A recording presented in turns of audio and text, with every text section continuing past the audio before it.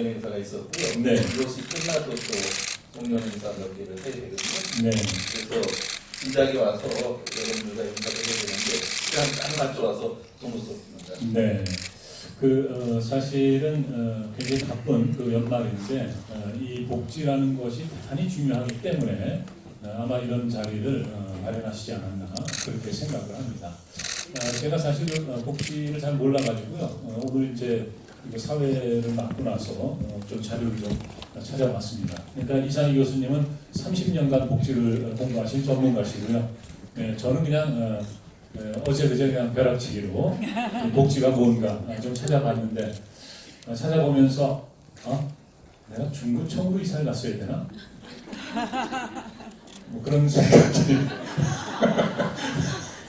네. 지금 웃으시는 분들은 제가 무슨 내용인지 아시는 분들인데 뭐 농담이고요. 사실은 이제 이 복지라는 게 대단히 중요한데 과연 지금 우리나라의 복지 수준이 어느 정도인지 또 앞으로 어떻게 될 건지 이것은 진짜 우리가 다 같이 함께 머리를 맞대고 이 얘기를 해야 되는 주제가 아닌가 그런 생각을 합니다. 그리고 이제 염시장님께서 앞서 이제 뭐 잘 아시기도 하시고 소개를 드렸습니다만은 바로 이제 복지 대타협이란 이 화두를 갖고 대단히 지금 중요한 일을 하고 계세요. 그래서 이제 과연 그게 어떠한 것들인지 오늘 조금씩 한번 얘기를 좀 들어보겠습니다.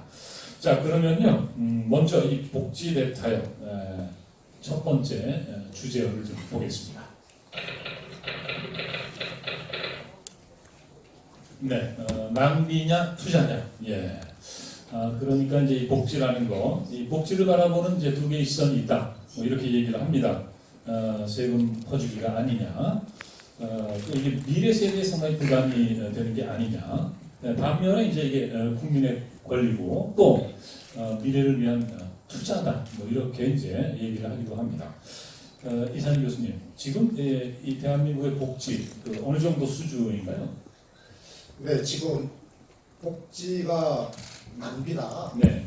막 퍼주고 있다. 예. 이 정도가 되려면 예. 정말 엄청 많아야 이게 퍼주는 게 되지 않겠습니까? 네네네.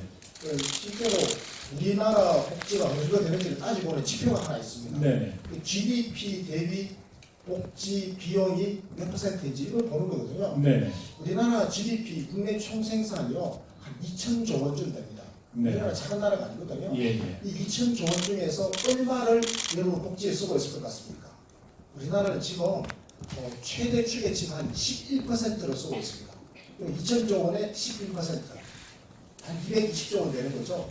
그럼 이게 OECD 국가들 평균은요, 한 21%를 쓰고 있습니다. 우리는 11%, OECD 국가들 평균은 21%니까 우리는 OECD 국가들의 절반 정도만 복지를 하고 있잖아요.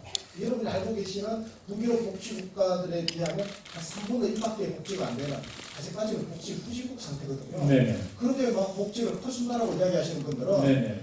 사실 진실은 아주 호도하는 게 아닌가 이런 생각이 듭니다. 네. 그렇다면 이제 이 교수님 말씀은 지금 이제 복지 수준이 그렇게 높은 게 아니고 계속해서 이제 늘려가야 된다. 그렇죠. 이렇게 이해를 해도 되겠습니다. 맞습니다. 늘려가야 되는데 네네. 한 가지 중요한 포인트는 비교를 쭉 해보면 다른 나라들하고 사실은 우리나라가 최근 한 20년 사이에 특히 김대중 정부 이후로 지금까지 복지의 이게 증가 속도 있죠. 복지가 커지는 속도가 굉장히 빠릅니다. 이게 네. 명백한 사실이에요.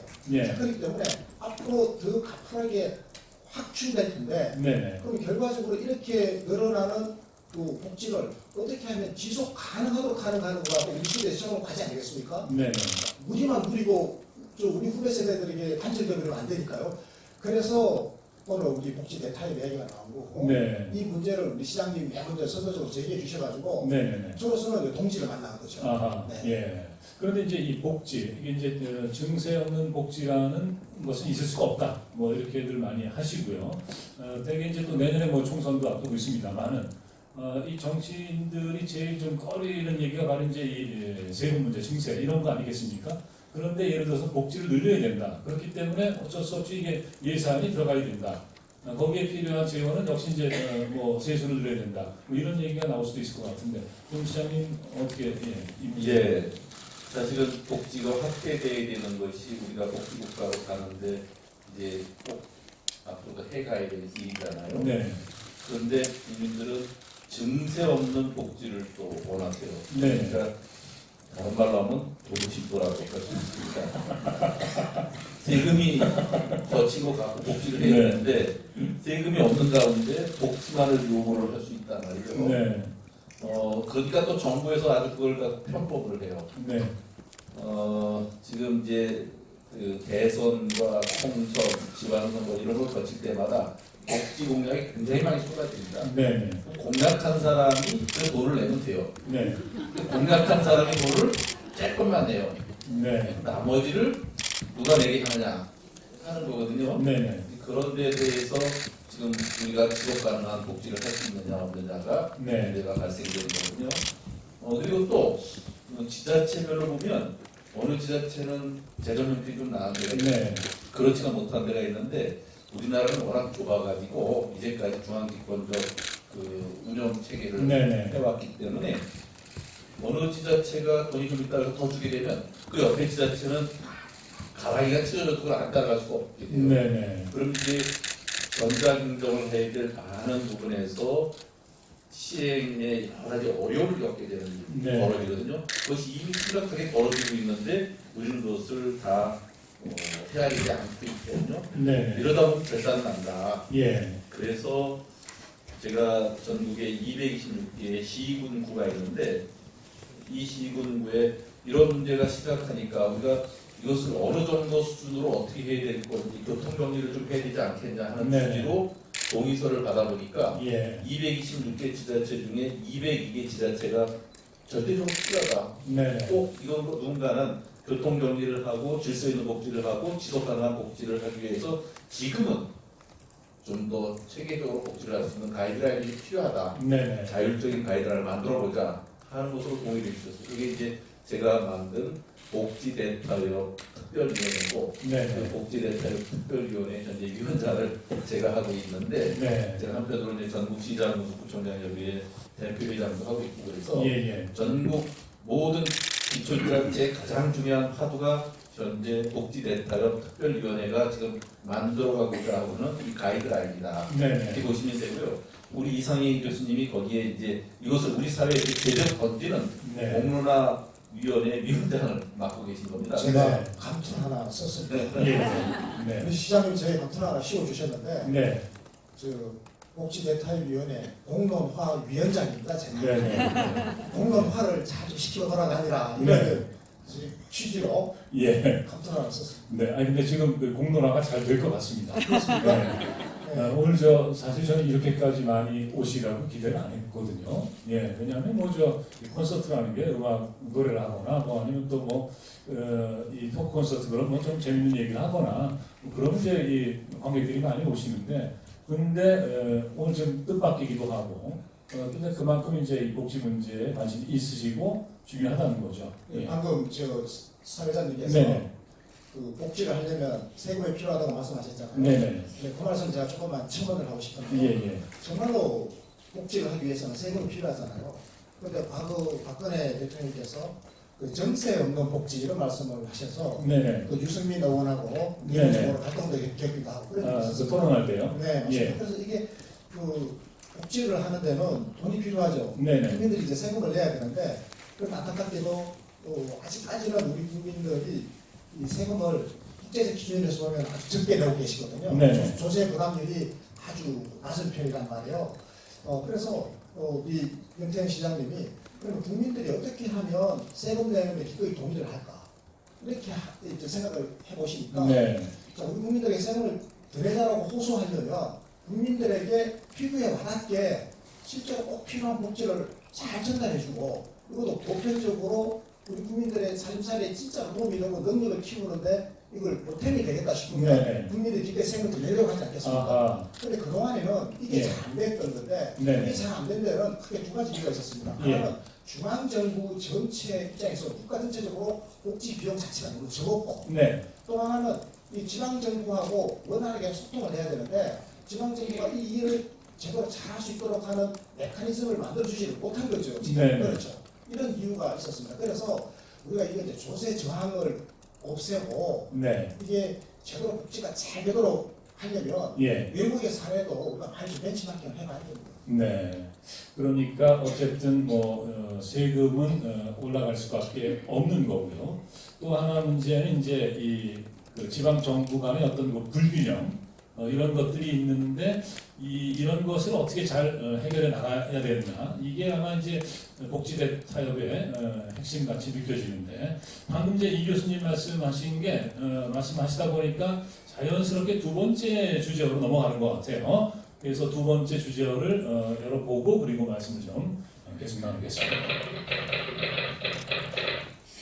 네, 지금 사지선다요? 네, 갑자기 저 오늘 학교에서 그 애들 종강 시험 보고 왔는데, 네, 뭐 대학에서는 뭐 사지선다 이런 거 잘 안 합니다. 예, 안 하고 이제 대개 이제 뭐 서술 뭐 그런 시험을 많이 하는데 이 사지선다이라는 게 어떤 의미일까요? 이게 지금 예, 어떤 의미로 지금 이런 이 주제가 나왔는지 예, 염시장님 예.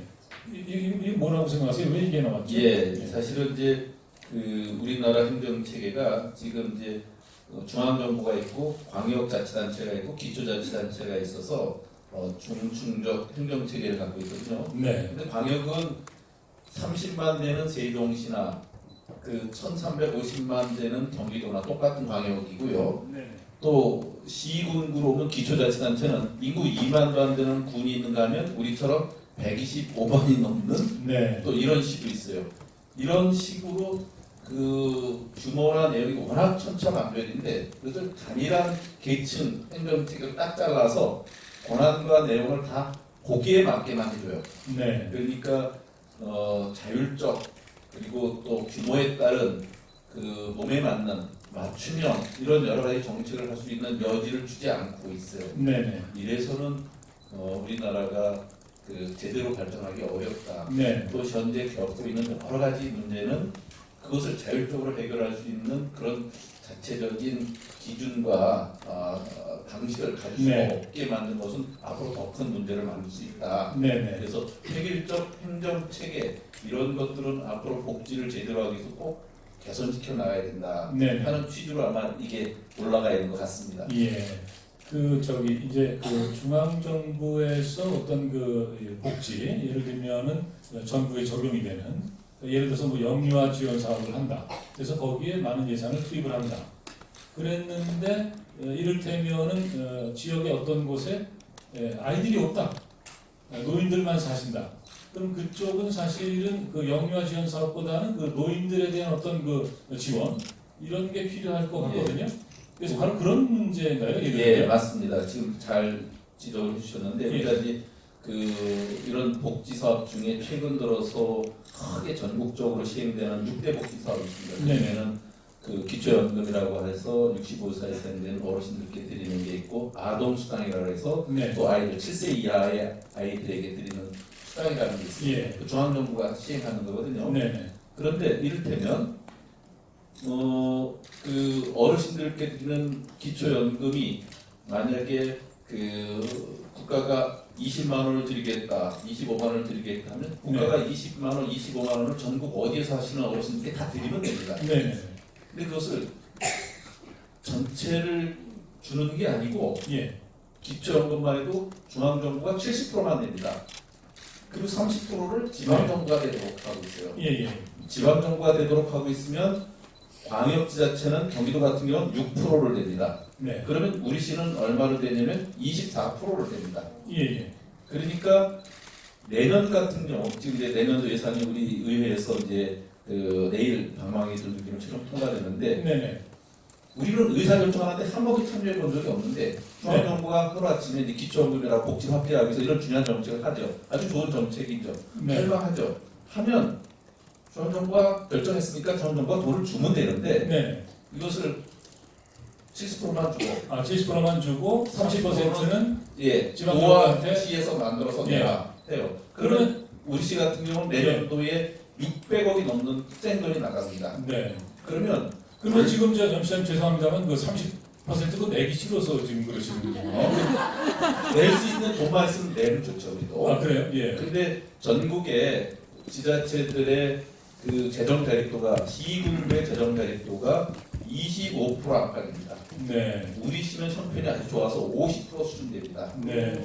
그런데 그 중에서 우리가 3조가 내년도 예산 정도 됩니다. 네. 3조 중에 실질적으로 다 정해진 목이 써야 돼요. 도로 유지관리비, 공무원 월급, 또 복지시설, 네. 또 여러 가지 유지비 돈을 다 쪼개놓고 나면 실제로 우리가 가용 자원이라고 하는 예. 이 사업은 꼭 필요하니까 우리는 이 사업은 우리 재량껏 꼭 한번 해봅시다 해서 할 수 있는 돈이라는 게 이제까지 1,000억 안팎이에요.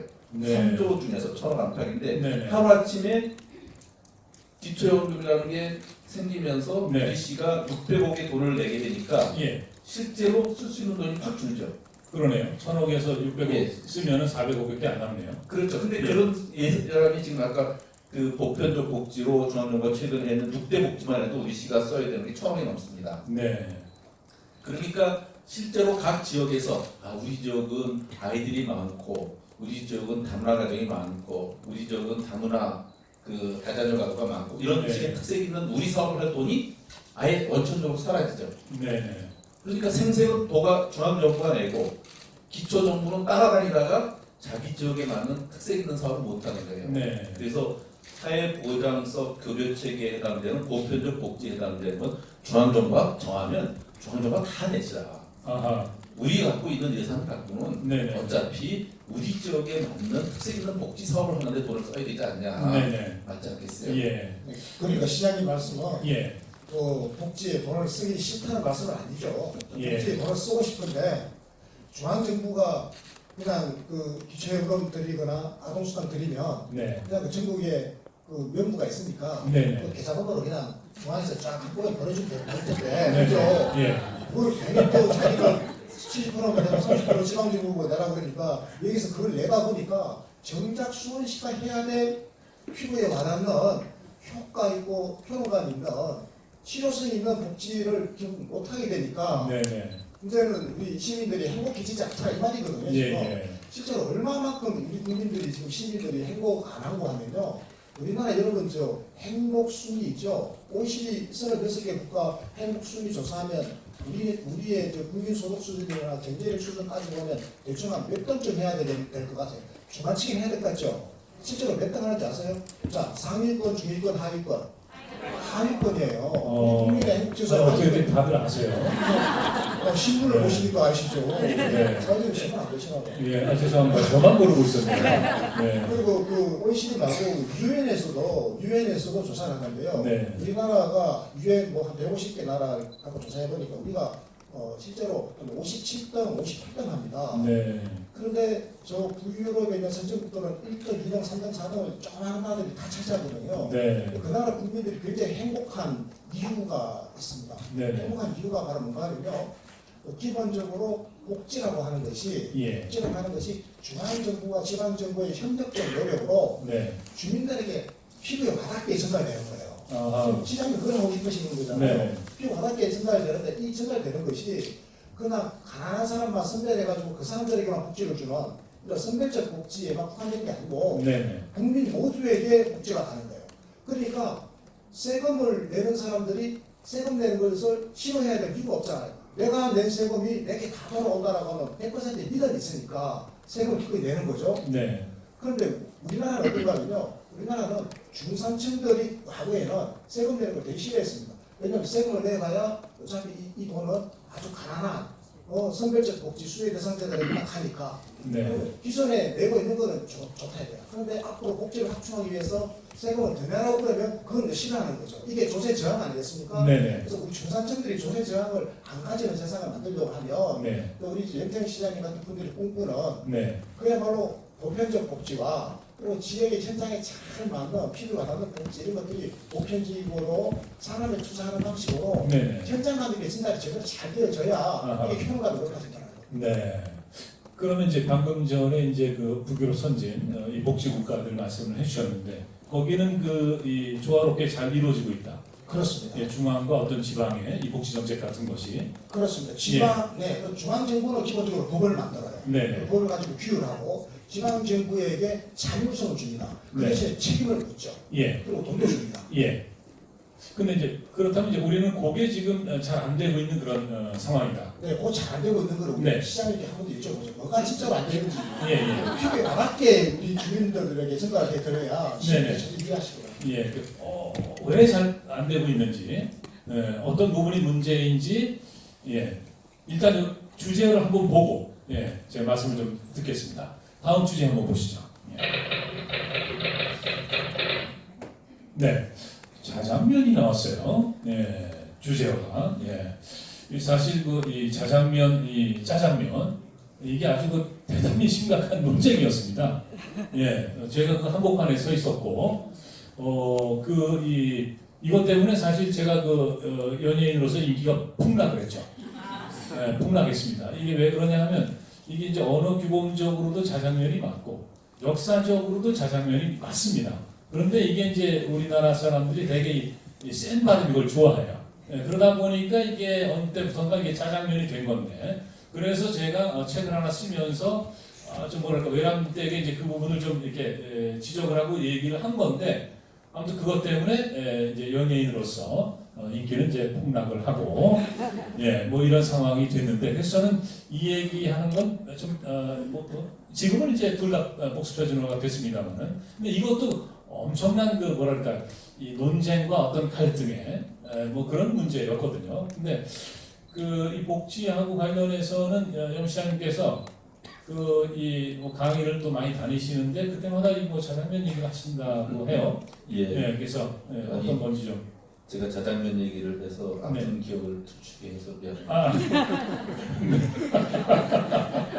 네, 제가 보통 우리가 흔히 짜장면 시키신 분 보통 이렇게 얘기하잖아요. 그렇죠. 근데 우리 사회가 지금 복지 전달 체계가 짜장면을 시킨 사람이 돈을 내지 않고 배달자가 짜장면 값의 일부를 내게 한다는데 문제가 있다는 거거든요. 아, 그래? 예, 지금 제가 좀 전에 얘기 드렸듯이 아니 요즘에 실제 자장면 시키면은 예, 그 배달비까지 추가해서 받아가는. 그렇죠. 근데 예. 요즘은 이상하게 짜장면을 배달하는 사람이 짜장면 값의 일부를 내야 되는 게 지금 복지 전달 체계예요. 어허. 이를테면 좀 전에 제가 얘기했던 기초연금을 중앙정부가 결정했으면 중앙정부가 주면 되는데 네, 그걸 전달은 누가 하냐면 기초정부가 하지 않습니까? 기초지자체가. 예, 기초지자체가 그 자장면을 전달을 해주면 배달값을 받기는커녕 네네, 물건값을 내게 되는 거예요. 지금 아까 얘기했듯이 30%를 우리가 내는 거잖아요. 네네네.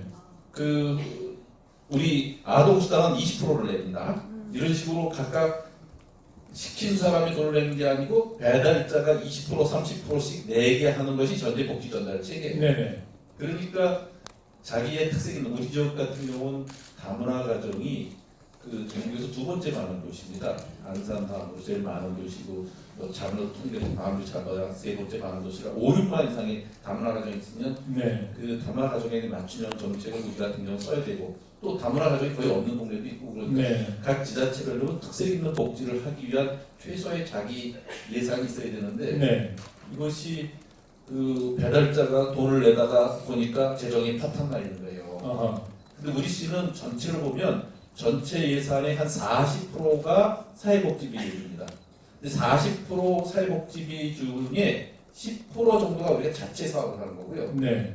90% 해당되는 40%에 90%에 해당되는 전체 예산으로 하면 36% 정도가 중앙이나 도가 하는 사업에 쫓아가면서 돈 내다가 그냥 사업이 이루어지는 거예요. 네네네. 그러니까 예산이 정말 우리 뜻에 맞게 쓰이는 게 아니고 예. 왜곡되거나 쫓아가면서 배달자가 물건값을 내는 체계가 되어 있죠. 네.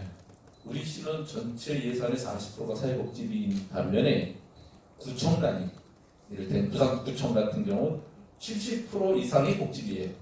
그러면 70% 이상의 복지비라는 건 거기 지자체는 자기 공무원 월급을 다 못 줍니다. 예산을 쓸 수가 없습니다. 네. 지금 자기들 아무것도 잘못하거나 한 게 없는데 네. 물건 시킨 걸 배달만 하다가 네. 거기에 자기 돈을 얹어줘야 되는 것 때문에 예산이 완전히 왜곡되어 있는 거예요. 예. 선심은 다른 소리가 쓰고 네. 배달하는 사람이 돈을 이렇게 내는 체계가 계속 가서는 지속 가능하지 못하다. 네네. 또 질서 있는 복지가 절대 될 수 없다. 그 부산구청장이 대통령한테 편지를 썼어요. 내가 아무래도 우리 직원들 내년도 월급을 줄 수가 없습니다. 네네. 이거 우리가 아무것도 잘못한 게 없는데 중앙정부가 정한 걸 쫓아가면서 우리 각각 예산 쓰다 보니까 그렇게 네. 됐습니다. 예. 그러니까 대통령이 전화를 하셨어요. 국무총장 그렇게 힘드냐 그건 아. 몰랐다. 네네네. 그러면서 대책을 한번 마련해보자 하면서 지금 이제 보건사회연구원도로 구청단 예산이 이렇게 힘든데 복지비 지출이 이렇게 왜곡되고 있는 것에 대한 어떤 대안이 없는지 검토를 하라 이렇게 이제 연구를 하고 있어요. 네. 우리는 그래서 이것을 부산구청 이렇게 안 부르고 보건복지부 부산 북구지청장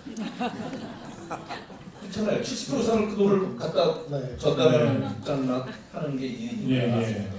이렇게 지자체가 왜곡되고 있다. 예. 복지는 늘어야 되지만 이런 식의 복지 체계를 갖고 있어서는 안 된다. 또 하나는 복지와 관련된 분야가 너무 많이 세분화돼 있어요. 네네. 이것을 선별하는 과정 중에 부서와 인력과 예산이 너무 많이 들어요. 네네. 그래서 이것을 좀 더 체계적으로 통일시킬 필요가 있고 체계적으로 좀 정리할 필요가 있어요. 네네. 그런 것들은 우리 이제 이 교수님이 주로 많이 하셔야 되는 일인데, 하여튼 이것이 전장의 문제다 하는 말씀을 예. 드립니다. 근데 제가 지금 이렇게 염시장님 말씀을 들으면서 느낀 건데요. 염시장님이 그저 삼선시장님이시죠? 네. 네, 그동안 일하시면서 이 쌓인 게 굉장히 많으신 거예요. 네, 그러니까 이 배달만 하고 중간에서 정작 하고 싶은 일은 이쪽인데, 네, 그런데 그런데다가 심지어 또 거기 또 비용 발생하는 거 배달비까지 다 부담을 해야 되고 이런 문제. 네. 근데 본인께서 네. 더 아마 힘드셨던 게 저는 예. 학자고 시민운동가니까 네네네. 사실 뭐 저는 책임이 없어요. 저는 국민이 수건 시민이 이 교수님, 갑자기 그렇게 무책임한 말씀하시면 아니 지금 제가 뭐 권력을 행사한 적이 없잖아요. 아니 아까 위원장 감투쓰였다고 말씀하셨잖아요.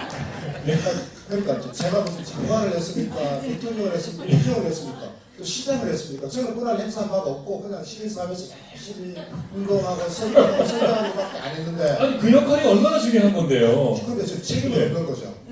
또 고생하는 거죠. 근데 권한을 행사한 사람들은 이제 책임을 져야 되는데 제가 시장님을 높게 평가한 것 중에 하나가 이거예요. 이분은 그 책임을 좀 지려고 하더라고요. 그런데 양심의 가책을 느낄 줄 아는 정치인. 사실 요즘 양심의 가책을 주셔야 돼요.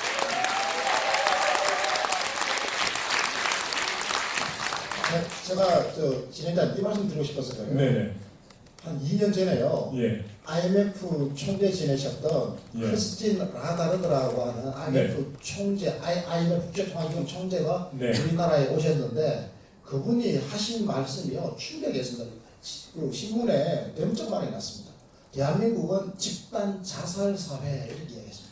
우리 대한민국을요 네. 국제통화기금 총재가 와가지고 당신네 나라는 집단 자살 사회예요 이렇게 이야기한 거예요. 왜 집단 자살입니까? 그거 보니까 진짜로 집단 자살하고 있는 게 태어나야 될 아이들이 매년 5만 명에서 3만 명씩 계속 줄어드는 거예요. 태어나야 될 애들이 5만 명, 3만 명씩 안 태어나는 거는 집단적으로 자살하는 거 맞죠? 예. 자살하는 거 맞잖아요. 전쟁에서 100명만 죽어도 난리 나는데 소리 없이 5만 명씩 매년 죽어나가는 거예요. 애들이. 깜짝 놀라가지고 이런 나라가 있나 그러는 거예요. 이게 지금 인류 역사상 최초의 일이 벌어진 게 학교 출산율이 1m로 떨어진 거는 유사일을 좀 처음입니다. 우리나라가. 또 하나가요. 뭔가냐. 그러니까 좀 초저출산 이야기고요. 또 하나가 실제로 노인 자살이에요. 노인 자살률이 우리나라가 OECD 평균의 3배가 넘어요. 프랑스 할아버지 한 명 자살할 때 우리나라 할아버지 3명, 4명 자살하는 거예요. 이걸 보고는 이제 두 가지 이유를 대면서 대한민국 집단 자살 사회라고 말씀을 하시는데 제가 지금까지 겪어본 어떤 정치인, 어떤 장관, 어떤 대통령도 얘기를 해가지고 저는 미안합니다라고 얘기하는 사람 들어본 적이 없어요. 근데 이제 이분은 미안하다고 말씀하시면서 복지 대통령을 위해서 내가 이 자리에 있는 한은 해보겠다고 하시니까 제가 이게 좀 상당히 사실은 감동을 받은 겁니다. 제가 좀 도와드리겠습니다. 이렇게 해서 이제 우리가 만나게 된 겁니다. 예. 그래서 저는요, 지금 대한민국이 어떻게 하다가 이렇게 집단 자살 사회가 되어버렸는지 그게 이유가 있는 게요. 아까 제가 우리 국민들이 왜 세금 안 내려고 하는 걸 아시지 않습니까? 조세 저항이 가장 큰 나라가 된 것 같고 그 이유가 같은 거예요. 우리 지금 신뢰가 없습니다. 네. 세금 더 내면 나만 손해라는 생각을 해요. 이 불신을 걷어내고 예. 제대로 국민들이 유럽 선진국가처럼 내야 될 세금 제대로 내고 그 세금을 투명하게 사용되면서 보편적 복지와 적극적 복지를 우리 모두에게, 우리 후배들에게, 우리 자식 세대들에게 그대로 투자할 수 있고 이 투자의 선거가 그대로 경제 발전으로 나타나고 복지 분배로 나타나는 시대가 열려야 되는데 그러려면 이 돈이 전달되는 통로가 투명해야 되고 이 전달되는 메커니즘이 확립되어 있어야 되는데 네네. 우리 시장님이 해보시니까 지금 삼성시장 해보시는데 그게 안 됐다는 거 아닙니까? 네. 그렇죠. 사실은 이제 우리가 보편적 복지 수준은 우리 사회의 여러 가지 어두운 점 그리고 복지 사각지대 또 복지가 보편적으로 확대돼야 될 부분이 많기 때문에 네. 계속적으로 확대를 해 나가야죠. 예. 그런데 정치인들이 내뱉는 많은 것 중에 무책임한 네네. 일들이 너무 많다는 거예요. 책임지는 수준에서 자기 얘기를 해야 된다는 거예요. 지금 곧 총선이 또 다가옵니다. 그럼 무수히 그 예산을 수반할 수밖에 없는 커다란 공약들을 하는데 그런 국민들한테 양해를 하기를 세금을 이렇게 늘리는 것이 있습니다. 그리고 이것을 했다. 이렇게 얘기해야 되는데 네. 세부담 제기 안 하고 무조건 늘릴 수 있는 것만 얘기를 해요. 네. 그러면 그 뒷감당은 누가 져야 되느냐. 네. 사실은 지금 출산율 얘기했는데 제가 지난주 엊그저께까지 덴마크를 갔다 왔습니다. 네. 세계적인 복지 국가들 중에 하나죠. 북부에 있는. 거기도 저출산 굉장히 심각해요. 우리가 올해 0.88명, 네. 1위하고 확실히 떨어졌고 0.88명. 네. 그러니까 하나도 낫지 않는다. 두 분이 결혼을 해서 최소 2.1명의 자제가 있어야만 그 사회가 온전히 그 수만큼이라도 지속되는데 네. 1 이하로 떨어졌을 뿐만 아니라 0.98이 아니라 지금 0.88로 떨어져 네. 있습니다. 근데 그 나라도 심각하다가 얼마나 했지? 1.7이에요. 아, 덴마크가요. 예. 많이 났네요. 많이 난다고 할 수 없지만 우리보다 2배는 되는 거예요. 네. 아니 아까 저출산이라고 그러셔서. 그것도 저출산으로 심각하다고 그러는데 우리보다 2배예요. 네네. 그러니까 우리가 얼마나 심각하냐. 또 하나 예를 들면 우리 시는 인구가 지금도 10,000명 내지 15,000명씩 계속 늘어나는 네. 괜찮은 도시입니다. 그리고 비교적 젊은 도시입니다. 그런데 가장 젊은이가 많이 사는 동네 중에 하나인 메탄산동에 한 학교가 있는데 네네. 제가 졸업식에 갔다 깜짝 놀랐어요. 그해 졸업하는 애들이 109명인데 입학하는 애들이 39명이에요. 우리 사회가 지속 가능하지 않습니다. 네.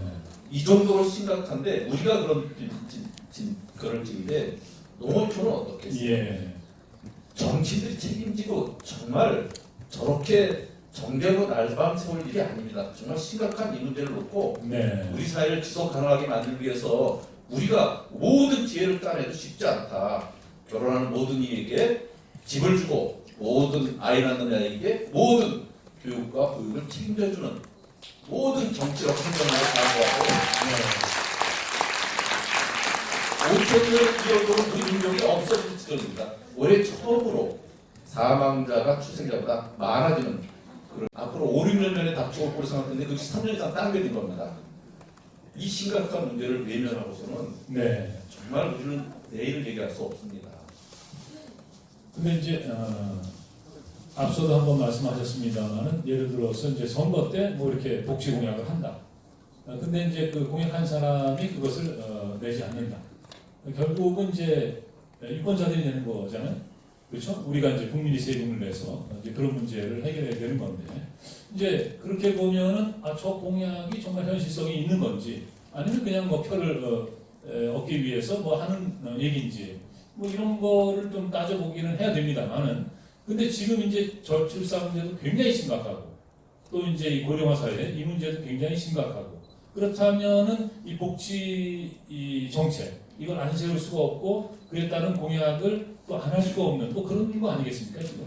예, 그러니까 지금 북구 같은 경우는 자기 수입의 50% 수준을 세금으로 냅니다. 그래도 신뢰라는 것은 그 돈이 나에게 결국은 복지비로 내 말년, 네. 노년을 책임지고 내가 어려워졌을 때 우리 사회가 나를 지켜줄 거라는 신뢰가 있는 거거든요. 네네. 우리가 그 신뢰를 만드는 게 꼭 필요하다. 아까 우리 이 교수님도 그런 말씀하셨습니다만 그렇게 해야 되고 또 선거 때 예산 대책 없이 공략하는 것은 무조건 저 사람은 우리 사회를 절단낼 사람이다. 이렇게 이해하고 표를 찍는 것이 우리 국민들의 올바른 선택입니다. 그래서 저는 이번 총선이 우리에게 남은 마지막 골든타임 같아요. 정말 이번 총선을 통해서 우리 사회를 양식 있는 사람으로 그리고 뒷감당이 가능한 사람들로 제대로 뽑고 그것의 체계를 갖춰주도록 해야 되겠다. 네. 제가 이런 얘기를 하면 근데 우리 이 교수님도 저를 처음 알았다고 했지만 제가 우리 지역사에서 많은 이런 얘기해도 어느 중앙 언론도 관심 별로 안 갖습니다. 네.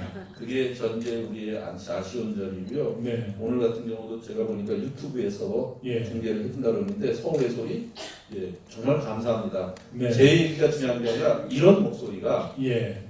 전국적으로 국민들에게 꼭 제대로 전달이 돼서 우리의 모습을 제대로 알고 이후에 책임지는 그 복지사회로 나아가기 위한 길을 꼭 찾아야 된다. 네. 말씀드립니다. 염 시장님 이번 총선에 안 나오시죠? 저는 우리 씨를 최소한 삼선까지는 책임지고 마치도록 하겠습니다. 네. 아니 근데 그러니까 앞서 이제 이번 총선이 굉장히 중요하다고 말씀하셨기 때문에 네, 제가 그냥 한번 여쭤본 겁니다. 네. 근데 제가 이거는 조금 다른 얘기가 될 수도 있는데 우리 수원시가 그러니까 이제 다문화 가정이 가장 많은 또 안산 다음입니다. 예, 예. 두 번째. 예. 네. 근데 이제 가끔 이제 다문화를 지원하는 그런 또 복지 어떤 사업 정책을 해야 된다 그러면은 왜 그 사람들만 지원하느냐?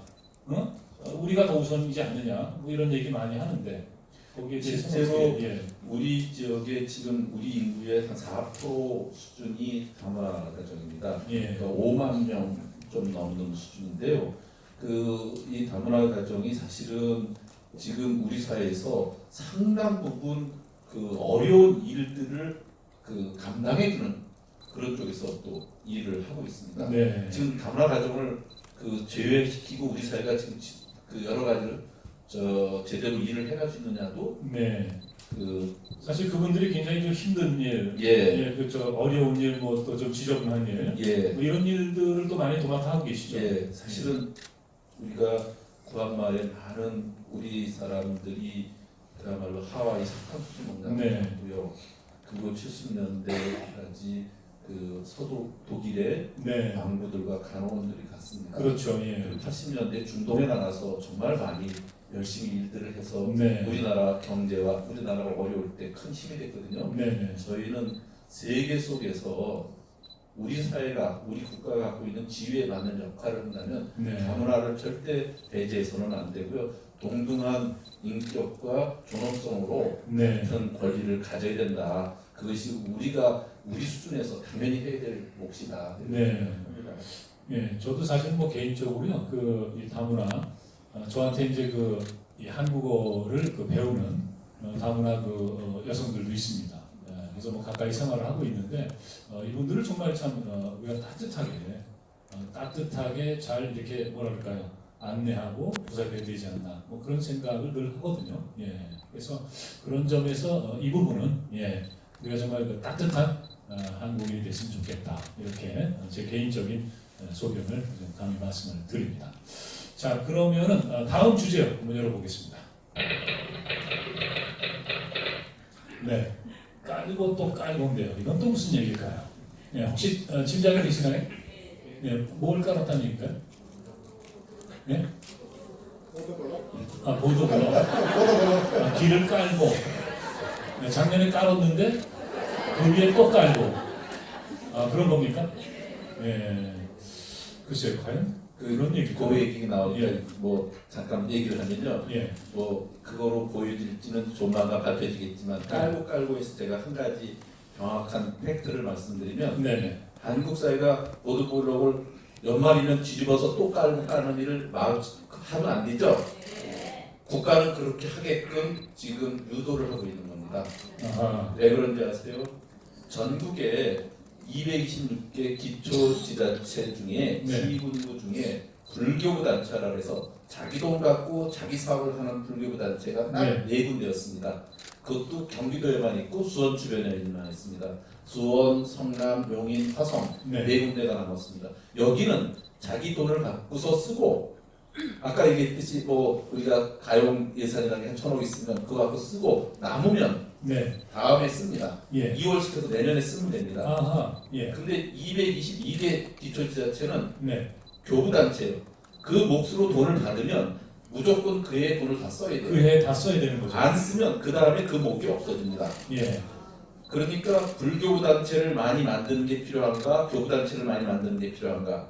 당연히 불교부 단체가 많아지는 것이 네네. 돈을 아껴 쓰고 도덕적 해이가 없어지는데 교부 단체가 되면 전부 다 자기가 국가로부터 그 몫으로 받은 건 무조건 다 쓰려고 하게 됩니다. 네네. 필요 없는데도 그걸 돈을 쓰게끔 만드는 게 현재 정책이 돼버렸어요. 그러니까 지금 인구 2만 3만도 안 돼서 재정자립도 10%도 안 되는 군에서 군만한 군의회가 네네네. 있어요. 그리고 거기에는 의원들이 7명밖에 안 돼도 그 시장방만한 방을 별도로 다 네. 갖고 있고 예. 지금 뭐 해외 가서 가끔 뭐 그 추태를 부린다는 영상들이 나오고 그러는 게 다 예산 갖고서 그거 써야 되는 거예요. 네. 우리는 예산 갖고 있어도 안 쓰면 그 다음에 우리 돈인데 네. 거기는 예산 갖고 안 쓰면 뺏기는 돈이 돼요. 네. 그러니까 그해 반드시 써야 된다. 예, 그래서 아. 이 국가 정책이 네. 교부 단체를 만드는 게 아니라 불교 단체를 만드는 정책을 가야 되는데 안타깝게도 우리 시도 복지비 지출이 이렇게 너무 늘다 보니까 가요예산 다 없어지고 내년부터 불행하게도 네. 4개 중에 2개가 탈락돼서 수원가용인이 내년부터 교부 단체가 됩니다. 아. 그래서 우리 또한 여러분들께 최소한 가용 재원으로서 조금 더 형편을 받을 수 있는 일을 네. 전혀 할 수가 없는 이런 형편으로 그러면 접어들게 됐다. 그렇게 되면 내년부터는 그러면 깔고 또 깔고를 계속 볼 수 있는 건가요, 우리가? 우리는 그렇게 안 할 겁니다. 아니 근데 제가 그 수원에 이사 와서 조금 좀 의아하게 생각했던 게 이 도로 깔고 또 깔고 이걸 별로 안 하더라고요. 예, 우리는 돈을 예. 갖고 연말에 굳이 그렇게 쓸 이유는 없는 예. 문제였죠. 제가 그거는 여러 번 봤습니다. 그 가로수 그 나뭇잎 그 자르는 거 이건 제가 여러 차례 봤어요. 예, 그런데 뭐 나무야 계속 자라니까 또 잘라줘야 되는 거죠. 예.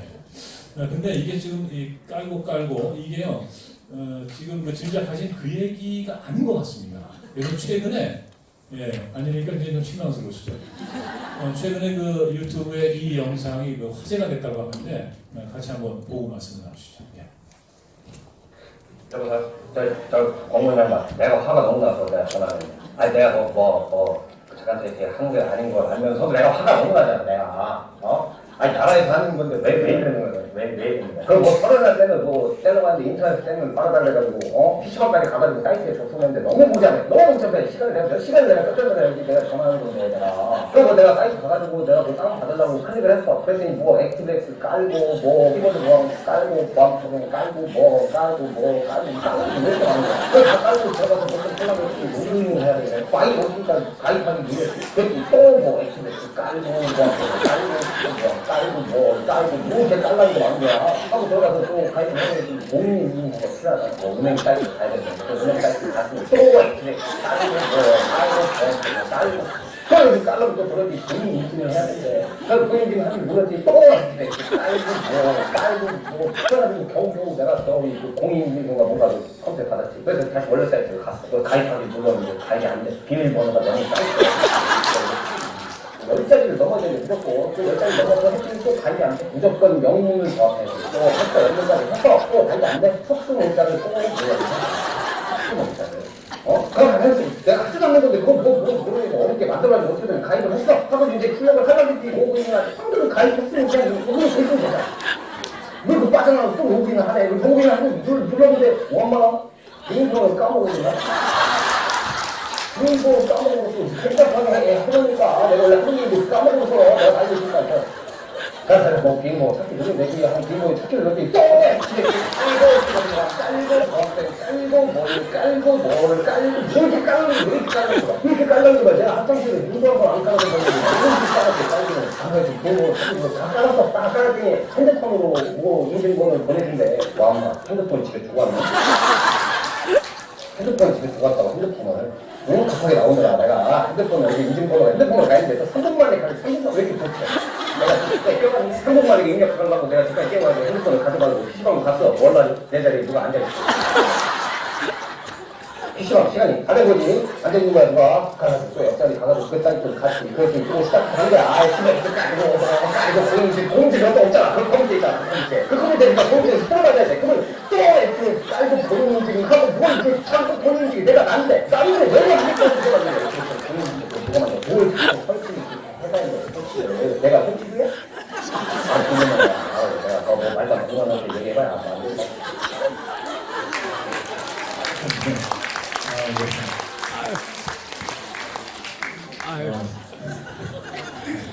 밤새도록 봐도 완전히 네, 깔고가 그게 아니고 이거였네요, 그죠? 네, 아마 이제 요즘에 다 그 컴퓨터, 인터넷 다 사용하시니까 저 비슷한 경험이 계시지 않을까 그런 생각을 합니다. 네. 근데 이게 이제 사실은요 지금은 가끔 이제 뭐 구청이라든가 뭐 이런데 뭐 가게 됩니다만은 옛날하고 비교해 보면 진짜 그 많이 그 좀 뭐랄까요 좀 그 행정도 간소화가지고 그리고 또 일하시는 분들도 우리 이제 공직자들도 굉장히 좀 친절하게 민원인들 상대해주고 뭐 그런 것을 피부로 많이 느끼거든요. 예. 근데 그럼에도 여전히 뭔가 좀 더 좀 개선돼야 되지 않느냐. 예. 뭐 인터넷 이런 문제뿐만이 아니라 뭐 지금 그런 거 아니겠습니까? 네. 그 아까 우리 염태영 시장님께서 대만가 갔다 오시다고 그랬죠? 예. 제가 정확하게 1년 전 이맘때 12월 초에 덴마크를 저도 갔다 왔는데요. 예. 우리 국민인의 세금 쓰시고 오셨죠? 저는 덴마크 국민인의 세금을 갖다 왔습니다. 박수 한번 쳐주시면요. 덴마크 대사관에서 주한 덴마크 대사관에서 자기네 국민이 낸 돈으로 덴마크 좀 보고 오라고 그래가지고 저 며칠 갔다 왔는데요. 네. 제가 거기서 아주 재미난 소리를 하나 들었습니다. 그때요 덴마크에서 그 재미난 여론조사를 하나 했대요. 그래서 덴마크 국민들에게 물어본 거예요. 당신은 누구를 가장 믿습니까? 신뢰죠. 누구 가장 신뢰합니까? 자, 1번 배우자예요. 2번 부모, 3번 자녀, 4번 정부. 자, 이런 뭐라고 더 있습니다만 이 중에서 한 칠지선다형인데 뭐가 제일 압도적으로 이 중에 하나가 80% 이상의 응답 얘기 나왔대요. 뭐 같습니까? 배우자? 아, 여러분 진짜 어떻게 하셨어요? 그거? 아니 그거는요 지금 얘기 분위기가 그래서 네, 여기서 절대 무슨 뭐 배우자나 부모나 이 자녀 얘기 안 합니다. 지금 분위기가 이 정부 쪽으로 가가 있어요. 네. 그래서 우리는 사실은 자녀에게 다 투자해서 내 미래를, 내 노후를 맡기려고 하고 또 내 배우자를 믿고 의지하려고 하다 보니까 가족주의 틀에 빠지고요. 네. 가족의 범위를 안 넘어서지 않습니까? 예. 근데 저 북유럽 국민들은 배우자나 자녀가 아니라 그리고 나의 행복을 책임져 줄 사람은 정부밖에 없다라고 하는 압도적 믿음을 갖고 있기 때문에 네. 세금을 당연히 내지 않겠습니까? 근데 왜 그렇게 정부가 좋냐고 제가 물어봤어요. 정부가 뭔데 그렇게 배우자보다 더 믿을 만하냐고 그러니까 네. 수원 시장님이 꿈꾸는 예. 그런 시장 같은 거예요. 예를 들면 그러니까 저 깔고 또 깔고 저런 것도 지금 다들 불신이지 않습니까? 행정에 대한 불신을 저렇게 네. 표현하는 건데 행정에 대한 신뢰가 아주 확고한 거예요. 네. 그래서 저는 왜 그럴까를 제가 사실은 자료 좀 찾아보니까 네. 여기 나와 있더라고요. 그 나라에는요 국민들이 정부를 구성해주면서 법을 네. 만들어주지 않습니까? 예. 국회와 진짜로 민주주의 잘하고 있으니까 법을 만들어주는데 어떻게 만들어주는가 하면 그 중앙정부와 지방정부의 역할을 법으로 딱 규정을 해줘요. 네. 그리고 규정하고 난 다음에 그 범위 안에서는 완전한 자율성을 줘버리더라고요. 그리고 책임지라고 해요. 예를 들면요. 네. 중앙정부에게는 지방정부의 아동사업을 아동의 돌봄, 교육, 복지 이런 거 있죠. 네. 전체적으로 관장하라고 되어 있고요. 예. 그 일을 실제로 집행하는 것은 지방정부의 책임을 다 줘버리고 예산도 다 줘버리는 거예요. 이러니까요. 지방정부가 경쟁적으로 혼신을 다해가지고 그 지역 아동들 돌보기 위해서 모든 노력을 다 하는 거예요. 종합적으로. 네. 현금도 주고 서비스도 주고 돌봄도 주고 이거 종합적으로 패키지를 하는 거예요. 이게 가능해지는데 우리는 지금 그게 잘 안 되죠. 시장이. 어떻습니까? 네. 예, 가끔 이 교수님 편한 소리를 쿡 지나가고 제가 한 3년 됐나요? 우리 사회복지직 관계자분들과 영화 한 편을 우리 시에서 보도록 했어요. 나 다니엘 브레이크 기억나세요? 다니엘 브레이크라고 기억이 잘 안 나죠. 그때 영화 보신 분들이 많지 않나 보네. 사실은 오늘 이 장소도 그 우리 커뮤니티 센터 부속으로 주민들이 자유롭게 와서 쓸 수 있는 이벤트 홀인데 이것을 치우면 공간이 나오고 빼면 그 가변식 좌석이 나와서 여러 가지 영화나 연극 자유스럽게 보도록 만든 공간이거든요. 이런 공간을 참 오늘 오붓하게 잘 쓰고 있죠. 네네. 여기서 그거 봐도 좋겠는데 영국에 이렇게 사회복지 수혜 대상자가 너무 많은 그 일종의 규격, 절차 이것을 그 대상자긴 한데 그걸 확인해 가는 과정이 너무 복잡하다. 결국은 그분이 돌아가시는 일을 엄연히 지켜보는 네. 현실. 복지국가에서 일어나는 일인데도 그런 거죠. 네네. 근데 그 제가 우리 시의 경우를 보면 사회복지직 공무원들이 정말 힘듭니다. 지금 굉장히 많이 늘었는데도 더 많이 필요하고 네. 많이 늘었는데도 왜냐하면 그 지금 이제 우리 시 같은 경우 경무부서를 전체 팀 단위를 한 30개 골라서 조사해봤더니 2위부터 6위까지가 사회복지직 관련된 직원들이 네네. 관련되는 팀이 그 경무부서로 우리 직원들 사이에서 네네. 뽑힌 겁니다. 예. 우리 사회복지 현장에서는 그 사회복지 수혜 대상자가 탄압되면 칼 들고 들어와서 그 위협하는 경우, 실제로 또 그렇게 사고가 나는 경우가 종종 있습니다. 네. 그래서 사회복지 같은 경우 최근 들어서 그 사회 안전요원도 좀 옆에 배치도 하고 네.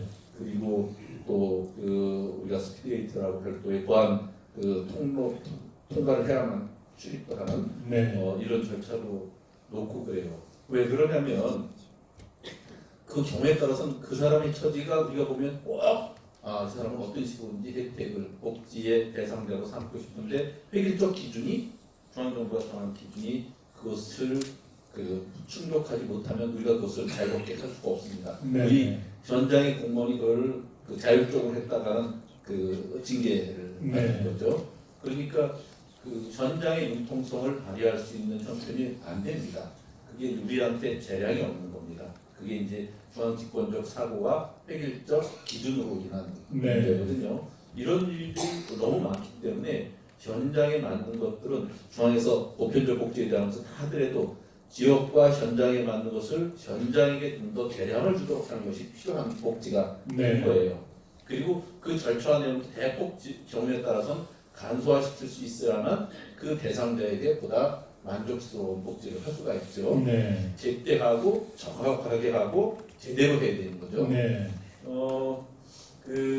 저는 이런 곳에 예를 하나를 가끔 드는 게 있습니다. 네. 이거 국가가 못하는 일이에요. 굉장히 유복하게 살았는데 그 경제활동을 하시던 아버지가 벼랑간 그 부도가 나고 도망을 다니게 됐고 네.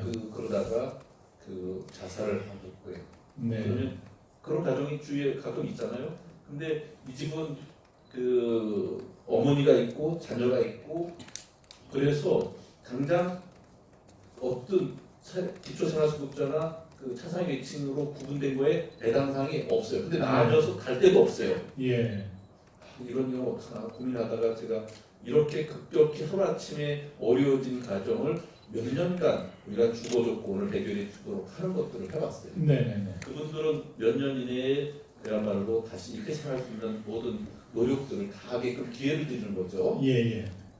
그런데 중앙이 획일적 기준을 못하는 것을 우리 시가 할 수 있는 일이에요. 네. 또 하나는 저출산 이렇게 심각해서 다자녀 가구들이 얼마큼 되는지 우리가 전체 조사를 해봤더니 네네. 다자녀 가구 중에 그 3년 전에 조사할 때 우리 시 전체 125만 중에 8명의 자녀가 있는 집이 하나고 7명의 자녀가 있는 집이 3집이었어요. 네. 그다음에 6집 이렇게 있는데 7명의 자녀 중에 3집 중에 2집이 사는 형편이 네네. 어떻게 나는 겁니까?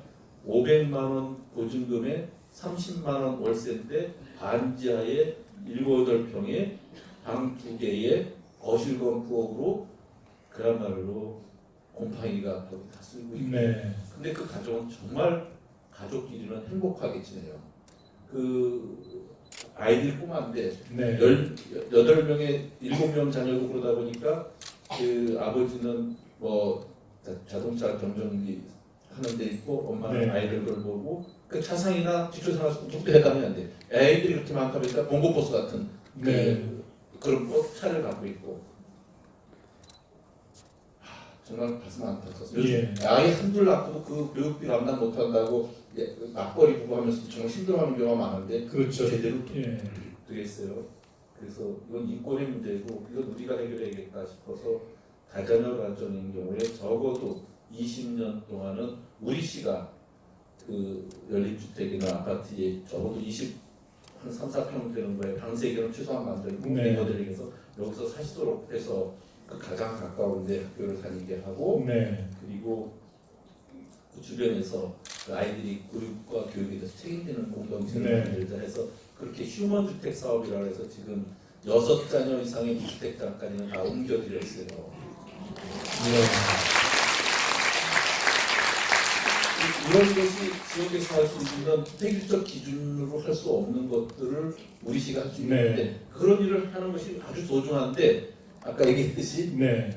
중앙정부가 그 이상에서 결정적으로 쫓아가다가 물고값에다가 예. 거덜나서 이런 일을 더 못하게 네. 되는 이런 경우를 처하게 된다는 거죠. 예.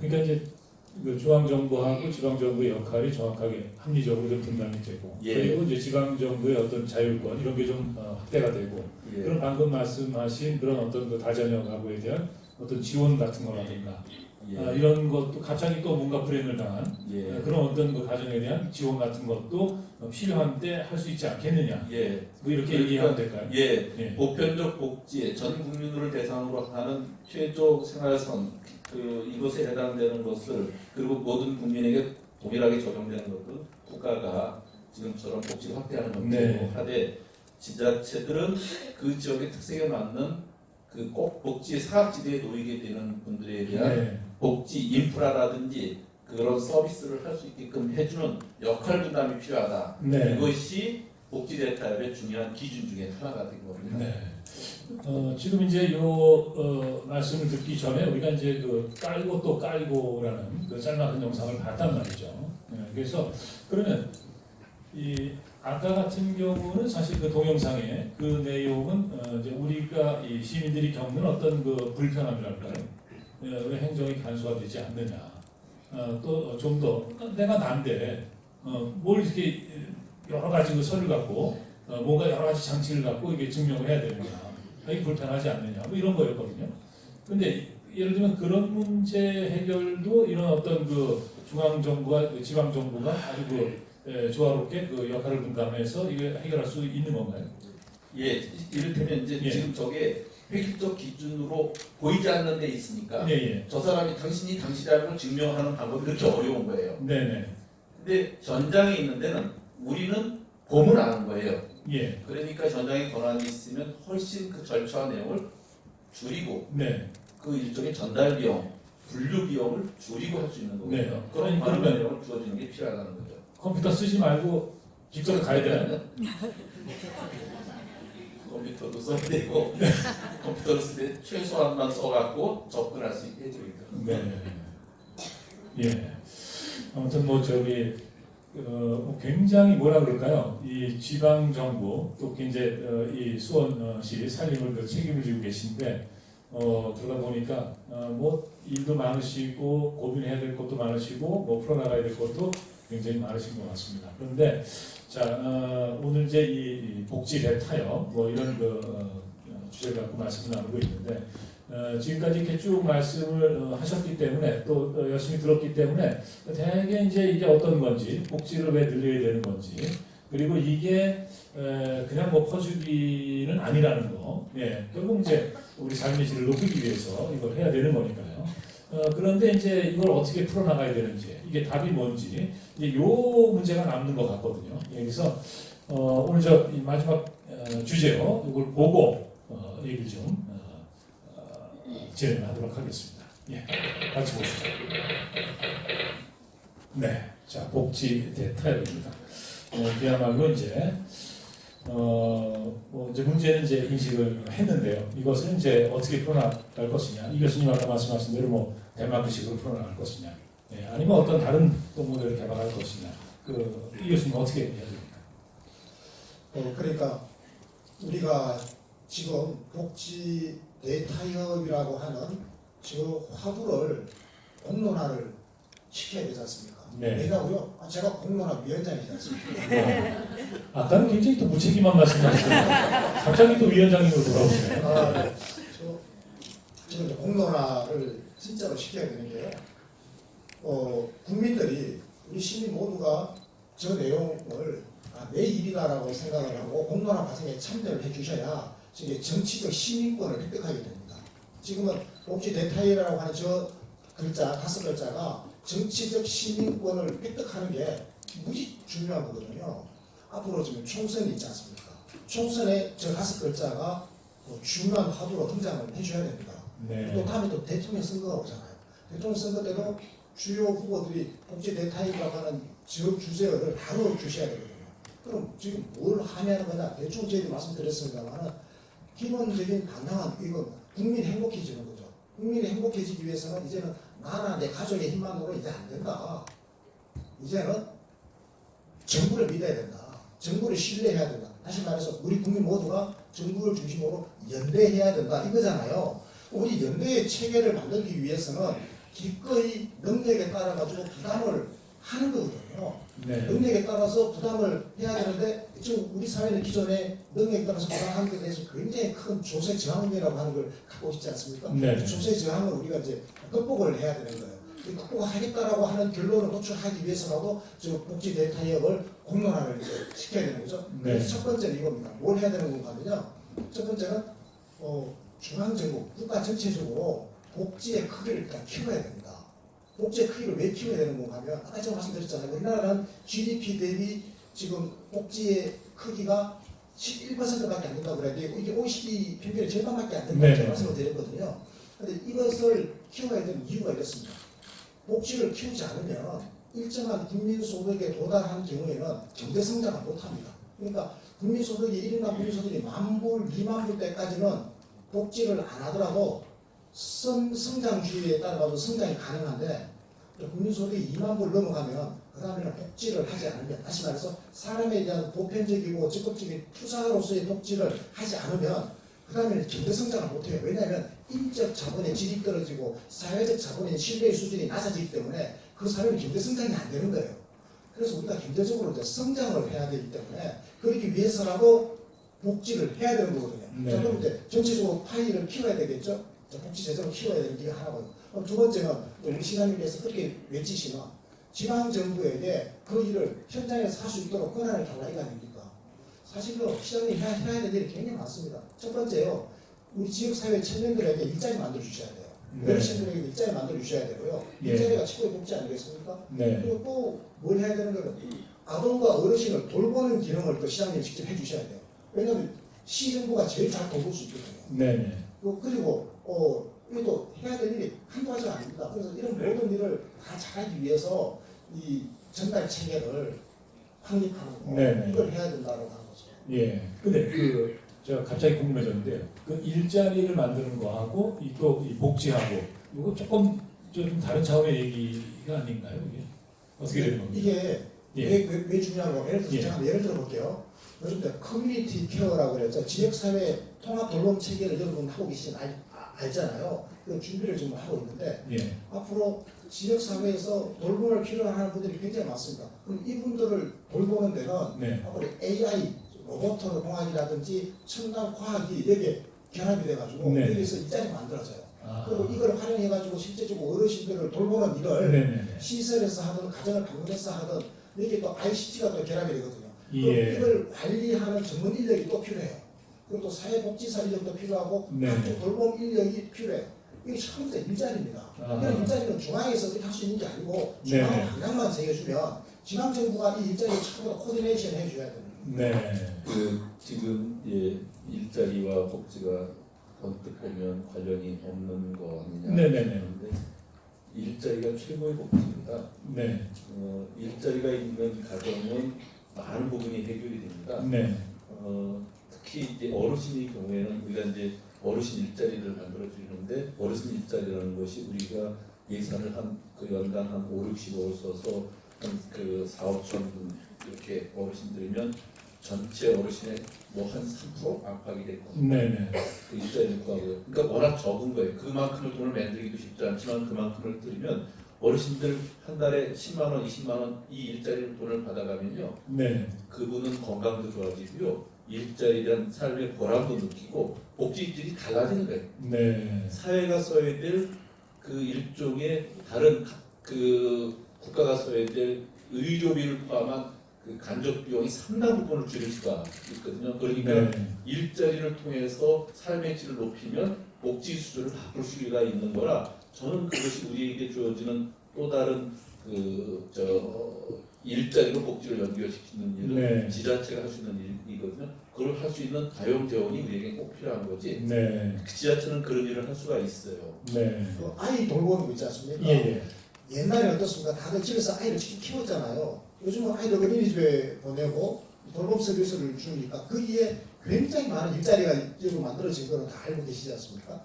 이런 거죠. 복지라고 하는 것은, 돌봄이라고 하는 것은 결국 거대한 하나의 경제의 영역이라서요. 네. 요즘 그래서 돌봄 경제라는 말을 우리가 지금 본격적으로 이제 도입하기 시작했고, 이 케어 이코노미죠. 돌봄 경제. 이 돌봄 경제의 주역이 앞으로 지방정부가 되어져야 됩니다. 네. 예. 자, 그러면 이제 얘기를 좀 이 결론을 좀 내야 될 것 같은데요. 이 복지 대타협, 예. 이제 이 교수님께서는 이것을 이제 공론화해야 된다. 예. 거기에 이제 우리 그 시민들이 적극적으로 참여를 해줘야 된다. 이렇게 말씀을 하셨는데 실제 이제 연수장께서는 이제 지금 이 문제 그 대표 회장님이시지 않습니까? 예. 이제 어떻게 풀어 나가실 예. 건지. 예. 우리 사회가 복지 담론 첫 번째를 열었던 게 제가 2010년 시장이 처음 될 때였습니다. 그때 예. 사실은 무상으로 뭘 한다는 것에 대해서 깜짝 놀라고 국가 이래도 되냐? 뭐 이런 생각을 들었는데 네. 사실은 의무 교육 속에서 그 안에서 먹는 식사는 당연히 그 정부가 해결해야 된다는 관점으로 중앙정부가 한 게 아니라 기초자치단체의 주요 선거 공약이 됐습니다. 네. 그리고 저는 시장이 되고 나서 무상급식을 하게 됐습니다. 여러 지자체가 하는 가운데 일부 지자체가 하지 않는 데는 많은 공방을 받았지만 지금은 무상급식을 더 이상 하지 않는다, 한다 하는 것 논쟁되지도 않았습니다. 네. 그 이후에 복지 영역이 굉장히 넓어졌습니다. 복지 담론 1라운드가 무상급식으로 촉발된 이 복지 논쟁이었어요. 네. 네. 10년이 지났습니다. 네. 지금 시점에 복지 담론 2단계는 이 오늘 얘기하는 우리가 투기를 만들어서 하고 있는 네. 복지 대타협입니다. 예. 지금 우리 사회가 감당 가능한 재원이 어디까지냐, 그리고 어느 수준의 복지를 할 거냐, 그러면 복지를 더 충당하려면 우리가 세부 부담을 어디까지 할 것이냐, 이것을 이제는 더 이상 회피하지 말고 네. 우리 사회가 합의를 해내야 된다. 그리고 중앙정부가 더 적합하게 할 일은 중앙정부가 전적으로 부담하고 네. 지방정부가 더 잘할 수 있는 일은 지방정부가 담당하게 해서 네. 영역을 분명히 구분시키자. 기초연금, 아동수당 같은 것 전국적으로 보편적 복지하는 것은 중앙정부가 전대적으로 하고 네. 기초정부는 사각지대에 있는 또 그 사회보장 인프라에 해당되는 것들을 확충하는 데 해야 된다. 네. 우리 같은 경우는 장애인 시설, 아동 시설, 또 많은 다문화 시설, 보통 여러 가지 노인 시설들을 해가는 것들이 우리의 몫이거든요. 네. 그런 것들을 해서 역할 분담을 해야 돼요. 그리고 지방 정부에 따라서는 과잉하게 해서는 안 된다는 거예요. 그게 네. 어떤 문제를 일으키자면 좀 아까 예. 우리 정 선생님이 서울 중구에 살아야 된다 뭐 이런 말씀을 하셨잖아요. 그 얘기는 예. 다른 게 아니라 서울 중구가 지금은 서울에서도 가장 잘 사는 동네가 됐어요. 네. 옛날에는 강남 3구가 있는데 요즘은 강남 3구보다 중구가 더 여유가 있어요. 왜냐하면 절대 재원은 강남 3구가 훨씬 많지만 강남 3구는 인구도 많아요. 그러다 보니까 복지비를 매칭시켜서 나가야 될 돈이 제곱되니까 거기도 부자라고 할 수 없어요. 네. 그런데 중구는 기업이 많아서 본사가 많아서 돈은 많이 거치는데 인구가 적어요. 네. 그러니까 쓸 수 있는 자원이 많으니까 예. 보편적 복지로 기초연금으로 20만 원씩 나오면 뭘 네. 이렇게 우리는 장수수당으로 10만 원씩 던져드립시다. 또 던져지니까 그 바로 서울이 이상하게 한 아파트 단지가 여기는 중구고 여기는 성동구이기도 해요. 네. 네. 근데 같은 아파트 단지에 사는 어르신들이 앞집은 어르신이 30만 원 받고 나는 20만 원 받는 거예요. 네. 이렇게 해서는 안 되죠. 예. 근데 또 경기도 안에도 그런 데가 있어요. 또 아동수당이 나오는데 우리는 얼마를 더 얹어주겠다는 데가 또 있어요. 네. 사실은 이런 일은 중앙정부가 법인들 복지를 동일하게 하고 각 지자체는 그 재원이 있으면 그 재원을 사회복지시설, 인프라들을 더 하고 또 우리 사회 전체가 감당해야 될 몫은 알아야지. 네. 그 지자체가 돈을 열심히 벌어서 돈이 된 게 아니라 갖고 있는 조건이 어떤 데는 기업 본사가 많고 어떤 데는 IT 기업이 많고 어떤 데는 어르신들만 있어가지고 돈을 벌 수 있는 방법이 없고 이게 자기 조건이 자기가 노력하거나 불성실해서 그 조건이 생긴 게 아니에요. 네. 그리고 우리나라는 어디나 세금을 여기는 더 걷고 여기는 덜 걷을 방법이 없어요. 전국이 다 동일한 세금 체제에 있어요. 그러니까 조금 성격이 나은 데는 그렇지 못한 데를 배려하는 정책을 해야지 그렇게 차별을 시켜서는 안 된다는 거예요. 네. 대신 보편적 복지는 중앙정부가 담당하되 이제 기초정부들이 어디가 보니까 어른들이 버스가 없는 동네에서 택시를 불러도 버스 요금만 갖고 가게 한다. 네. 그건 꼭 필요한 게 있잖아요. 네. 100원 택시라는 게 있잖아요. 이렇게 해서 효과가 검증된 기초지자체 정책 사업들을 스케일업하는 거예요. 다른 데를 확산시키는 거예요. 네. 전국화시키는 거예요. 이런 일들을 하는 것이 복지대타협이다. 그리고 복지대타협 중엔 우리가 절제하고 지속가능하게 복지를 확대시켜 나갈 방법을 마련들자. 그것이 중앙정부에도 요구하고 정치권에도 요구하고 기초지자체끼리도 광역하고도 같이 타협할 수 있는 기준서를 만들자. 이 기준서를 만드는 것이 복지대타협의 앞으로의 가의 방향이다. 그것을 여기 계신 분들과 함께 만들려고 합니다. 예, 복지 대타협이 흥분해 양 시장님하고 이상희 교수님 모시고 이제 말씀을 좀 나눴는데요. 그러니까 이제 복지는 뭐 사실 이제 늘려가야 된다. 그것이 이제 국민의 삶의 질을 높이는 거다. 근데 이제 이 조세 저항 문제 어떻게 설득을 할 것이냐. 근데 세금을 조금 더 내더라도 그 혜택이 확실하게 나한테 돌아온다면 뭐 그렇게 그것에 크게 저항하지 않을 것이다. 근데 이제 또 이제 이 중앙 정부하고 지방 정부하고의 어떤 복지 정책에서의 어떤 그 보편 복지 또는 그 지방에서의 어떤 그 성별적 복지 이런 어떤 그 역할 분담과 그런 효율성을 높이는 문제 이런 것들에 대해서 아마 충분히 공감을 하시지 않았을까 생각을 합니다. 그리고 이제 중요한 것은 이것을 이제 공론화시켜서 정말로 우리가 이제 복지 국가로 가야 된다. 그리고 이제 바로 이제 그 문제를 풀기 위해서 지금 연 시장님께서 위원회까지 만들어서 지금 이제 활동을 하고 계신 거죠. 자, 그동안 쭉 이렇게 말씀을 들으셨는데 혹시 궁금한 게 있으시면